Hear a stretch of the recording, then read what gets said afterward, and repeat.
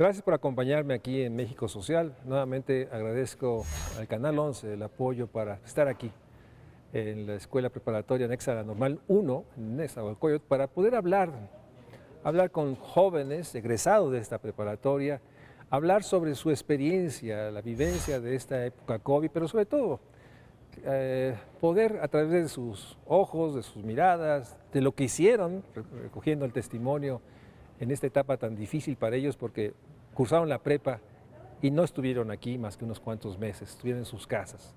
Este es parte de una serie de programas en el cual realmente reconozco el esfuerzo de Gonzalo Sarabi y de Mario, el profesor, para poder recoger el testimonio, cómo los jóvenes vieron, escribieron, conocieron, pintaron, Luis pintó, cómo es una etapa que a mi juicio todavía no termina, pero antes de empezar, deje pedirle a Héctor que empiece, porque cada uno se presente como quisiera, para que ustedes lo conozcan. Héctor.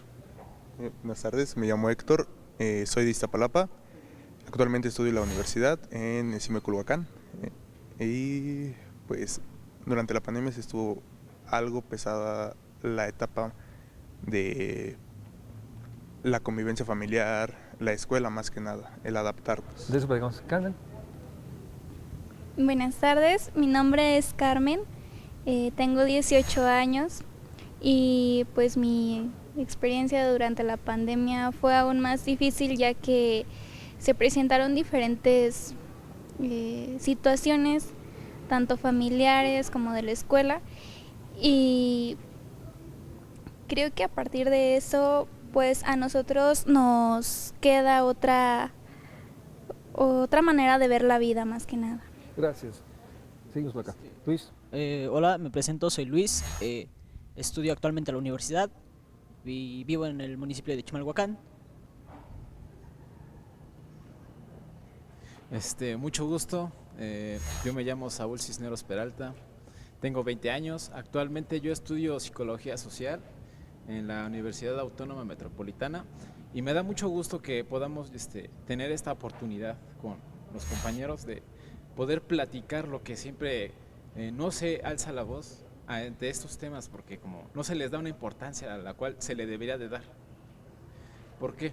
Porque yo considero desde mi experiencia como egresado de aquí, como estar en una etapa donde la pandemia nos mermó a todos, no solamente a nosotros como estudiantes, sino que también a los cuerpos colegiados, que son los profesores, el transporte público. Yo creo que en general afectó gran parte de la población, ¿no? Pero es de admirar, ¿no?, que la economía, que es uno de los pilares que mueve el país, no se cesó, o sea, disminuyó un poco, pero jamás cesó. Yo he conocido personas que a pesar de las adversidades de la pandemia nunca cerraron sus negocios. Es algo de lo cual no se habla. Ahora tengo la oportunidad de poder expresarlo y alzar la voz, de decir que sí se pudo tener una estabilidad en eso. En lo que cabe respecto a mí, a mi experiencia, me gustaría mencionar que sí, en efecto, las clases en línea son muy pesadas, muy agobiantes, muy estresantes, la verdad. No es lo mismo aprender en un salón, en un aula, interactuando con tus compañeros, sabiendo de qué se está hablando. No tienes tantas dudas como cuando es una clase en línea. En las clases en línea realmente es complicado porque no prestas atención suficiente. A veces los profesores, yo no quisiera criticar, tampoco soy un experto para decir, pues los profesores debían enseñar de tal forma, ¿verdad?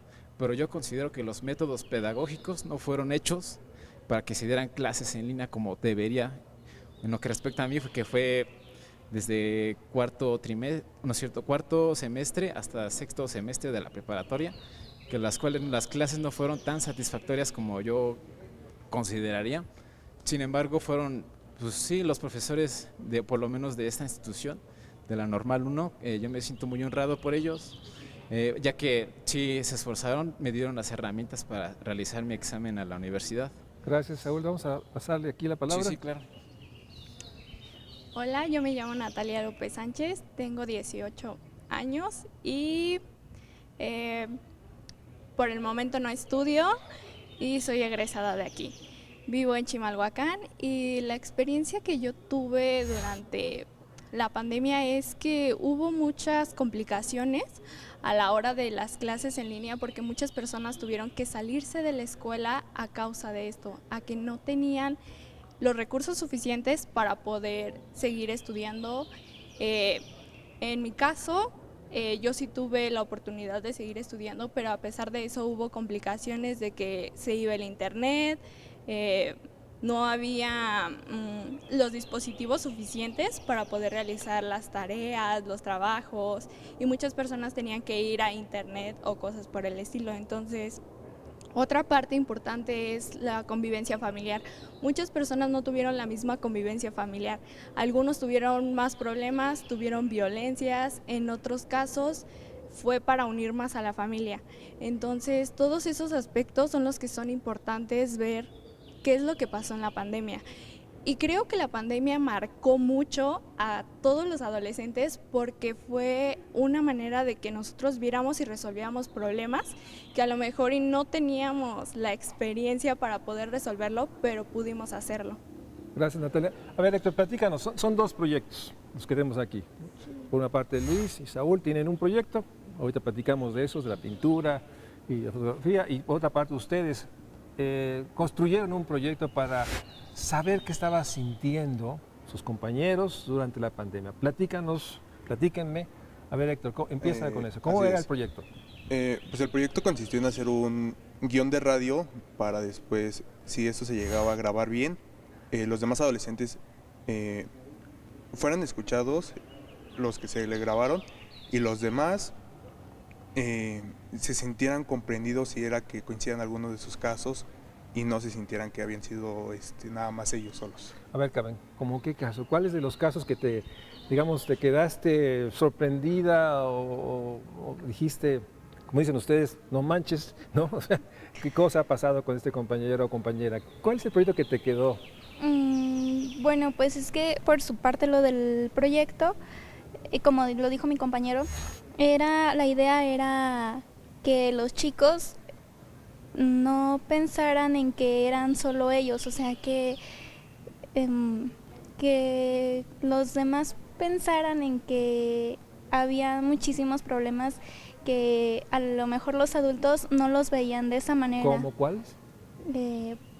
Pues, por ejemplo, a nosotros nos costaba mucho trabajo el no convivir con nuestros compañeros, desde que no nos podíamos acercar a las personas y no sabíamos cómo saludarlos, no sabíamos de qué manera dirigirnos porque no están a distancia, y ese tipo de casos. También lo que yo vi que me quedó mucho fue la convivencia familiar, en la que, como dijo mi compañero Saúl, a causa de eso se presentaron problemas económicos y a lo mejor sí en algunos casos unió más a la familia, pero en otros hubo mucha desintegración familiar a causa de la violencia, porque muchas personas no estaban acostumbradas a estar en familia y por lo mismo se daba de que, no sé, el papá ya no soportaba a la mamá, a veces nosotros no nos sabíamos comportar a lo mejor frente a nuestros papás y nuestros papás no nos conocían tanto para saber qué era lo que nos pasaba, de qué manera nos estaba afectando. Yo pienso que fue lo que más marcó en... Cierto, en el confinamiento estuvieron, y como decía Saúl, pues no es lo mismo estudiar frente a un salón, algunos compañeros lo dijeron, la casa a veces pues hay que compartir la computadora, hay mucho ruido, hay horarios y pues ni modo, no puedes tú cambiar la casa. Pero por otra parte, háblanos de esta, ya no salían. Y ya no salían, y yo me puedo imaginar a sus padres, ustedes dos, ¿no? Qué bueno que no salen, ¿no? Que se quede Carmen, que Natalia no salgan, porque salir es mucho riesgo. Yo les decía fuera de cámara, ¿no? Yo sé que cuando ellas se suben al transporte público, Carmen y Natalia, tienen pues que pasar desapercibidas, tratar de no sé dónde se sienten, porque sienten la violencia, el acoso y la preocupación de sus padres, me puedo imaginar. Platícame de esa parte, la movilidad, ahora que ya puedes salir, ahora que vas a alguna parte, ¿cómo vives esta sensación de que, pues yo si fuera tu papá te diría, así no sales, mijito? O sea, ponte otra cosa. A ver, platícame de esa parte.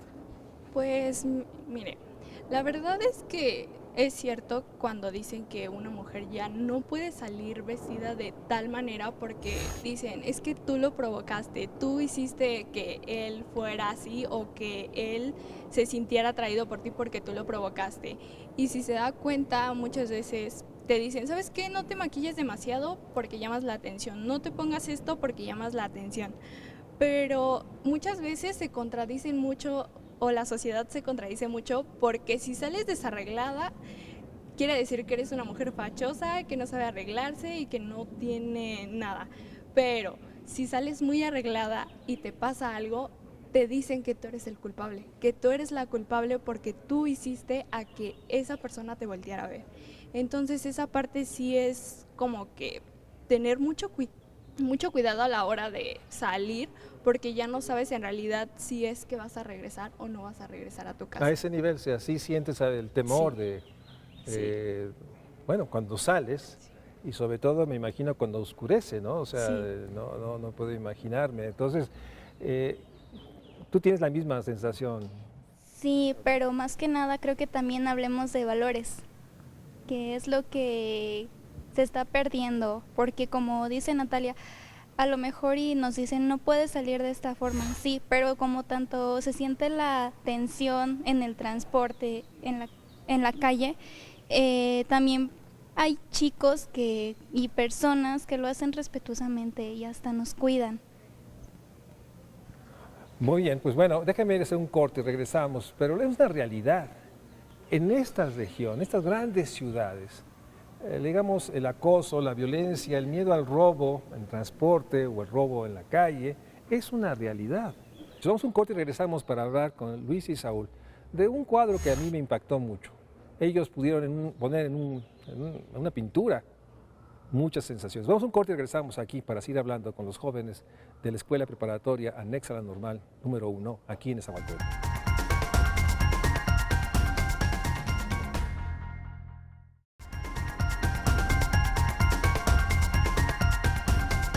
Gracias por seguir con nosotros aquí en el 11 México Social. Nuevamente, es una gran oportunidad para mí el poder platicar con cada uno de los jóvenes de esta preparatoria, que son exalumnos, y tener testimonio de cómo viven, cómo recuerdan, porque ya es recuerdo, la pandemia, y los proyectos que están haciendo en esta gran ciudad, gran región, que es finalmente estos municipios de Neza, Chimalhuacán, Ecatepec, y que finalmente coincidimos aquí en esta escuela. Pero déjame iniciar porque a mí me impactó realmente, se lo digo a Luis, porque Luis tenía el proyecto, es hacer en una pintura, transmitir lo que ellos vivieron en la pandemia. Creo que esta pintura es una síntesis. Entonces, Luis, gracias Saúl por sostenerlo. Luis, platícanos, ¿qué es lo que hiciste expresar aquí? Mi proyecto constaba en hacer una pintura y un video, un guión que expresara las emociones que se estaban sintiendo en ese momento. Para recaudar las emociones, hicimos una encuesta en forums y las emociones principales que se vivieron en ese tiempo fue la ansiedad, que está aquí. No sé, cuando nos sentimos ansiosos o cuando alguien ha sentido ansiedad, se siente presionado, se siente agobiado, se siente triste. Por eso este dibujo representa la ansiedad, las manos donde te sientes presionado. En la pandemia, uno de los principales problemas fue pensar en nuestra graduación y pensar en el siguiente paso, que es la universidad. Entonces teníamos que estudiar, teníamos que entregar nuestras tareas y cumplir nuestros labores como hijos. Está el birrete y está el tiempo, es un sol, pero es un reloj, es un ojo y el reloj. En ese momento yo me sentía triste, me sentía presionado, me sentía pues estresado, porque no sabía lo que me esperaba después. Tenía que entregar mis tareas, tenía que cumplir con mis obligaciones como hijo y pues mi vida, no sé, deportista, si tenía yo vida deportista se acababa porque era elegir entre la escuela o mis otras actividades.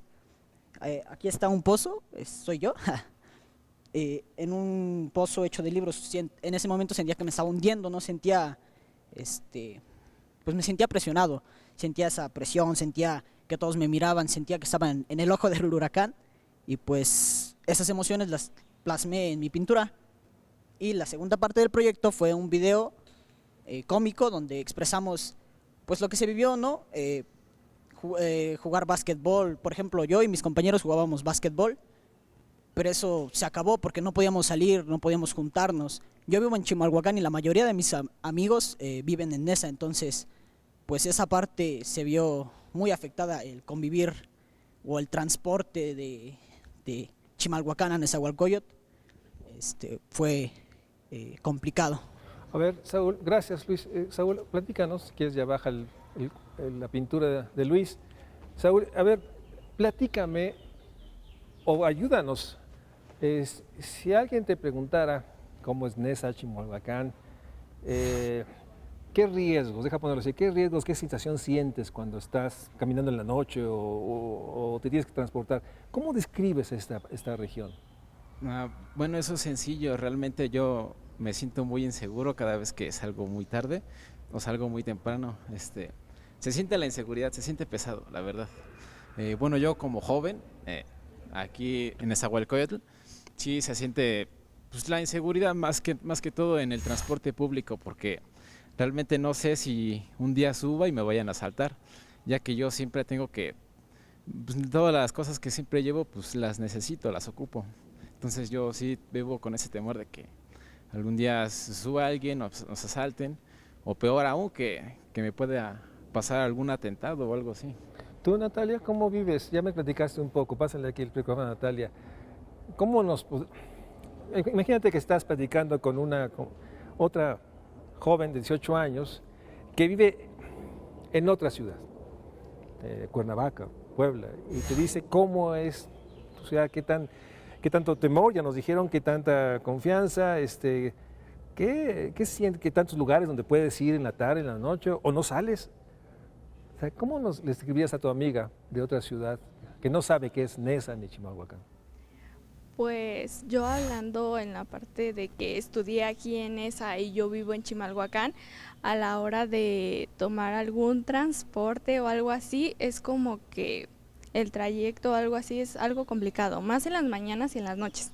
No es como que diga yo, me siento segura en salir, como decía Saúl, en las mañanas o en las noches porque miedo a que te vayan a robar, o yo como mujer con miedo a que te vayan a hacer algo. Entonces no siento que sean ni muy peligrosos, pero tampoco un lugar que sea muy seguro como para... La parte del acoso, así le llamamos, ¿no? Sentir el acoso, la mirada, el acercamiento, o sea, no sé. Yo tengo la percepción y he leído que es enormemente fuerte en toda la ciudad, pero aquí me imagino que lo han de sentir doblemente fuerte, o no sé, es un prejuicio, no sé. Tú dime. Es que como en todos lugares siempre va a haber ciertas personas que a lo mejor hagan ese tipo de situaciones, y yo creo que no es algo o un lugar a lo mejor donde tienes que estar cuidándote mucho, pero tampoco es un lugar donde digas tú, puedo salir sin que me pase algo. O sea, siempre traes eso. Sí. Héctor, no hemos dicho, y de hecho quería preguntarte, porque sabemos, y no es un asunto, es asunto del país, hay un gran consumo de alcohol explosivo, o sea, hay mucho consumo de alcohol, COVID no ha habido, pero no ha salido en los relatos el consumo de alcohol que dicen los expertos lleva a consumo de otras sustancias y una situación, y además a veces puede ser entendible por el estrés, la ansiedad de compañeros, ¿no? Háblanos de ese tema, el consumo de alcohol en los jóvenes, en tus compañeros, ¿por qué no salió? ¿Por qué no testimonios no están registrados? Explícame esa parte. Yo siento que por lo mismo de que estuvo el confinamiento, muchos adolescentes dejaron de, digamos, ese vicio del alcohol, porque muchos lo tomaban como que cuando iban a la escuela era la trampa para tomar. Entonces, una vez estando en casa, están con la vigilancia de los papás, y si los papás no saben, pues obviamente van a dejar a un lado eso. Pero como también lo dice usted, mucho lo ocupan para liberarse del estrés, de todo lo que está sucediendo en casa, y es por eso que caen en ese tipo del alcohol, las drogas, cualquier sustancia. Y eso también lleva a la violencia. O sea, a ver, Dulce, sabemos que somos espacios muy violentos, en la casa, en todas partes, más allá del robo, hay violencia. ¿Hasta dónde tú puedes o sea, describirnos, ¿sí?, la violencia como algo natural, algo que pasa en todas partes. Digo, no sé, ¿cuál es tu vivencia o tu experiencia con las violencias de todo tipo? Pues hasta ahora, como lo comentaba Héctor, lo toman como salida a los problemas y todo va relacionado, desde la ansiedad, lo que uno siente, creo que los chicos lo toman como una salida fácil, y más allá de eso va que no sabemos convivir de una manera sana, y creo que, bueno, desde lo que yo he vivido, eso va a los problemas con nuestros papás.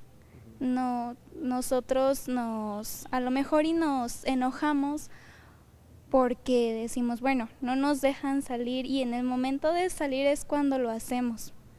Pero cuando regresamos a convivir con nuestros papás, se da lo de las malas contestaciones, y entre nosotros no nos sabemos llevar, no sabemos educarnos. Ahora platíqueme, a ver, quedamos 2 minutos.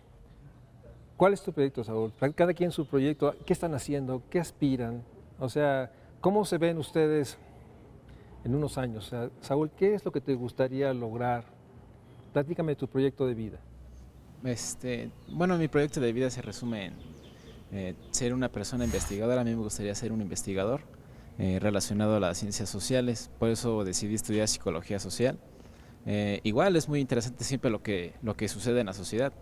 Por ejemplo, ese es un tema muy importante, bueno, que sí es importante, no debe dejarse a un lado de los estudiantes, no solamente los estudiantes. Si abarcamos un contexto un poco más grande, también viene siendo de los servidores públicos, los sistemas de transporte. Es todo un sistema entrelazado, y eso a mí me parece muy importante. ¿Te gustaría ser un académico investigador? Un académico investigador. Tú, Luis, ¿cómo te ves en unos años? ¿Cuál es tu yo me idea? veo pues trabajando, administrando una empresa personal, un negocio. Actualmente estoy estudiando administración. Lo de pintar y lo de no sé, otras cosas es un hobby.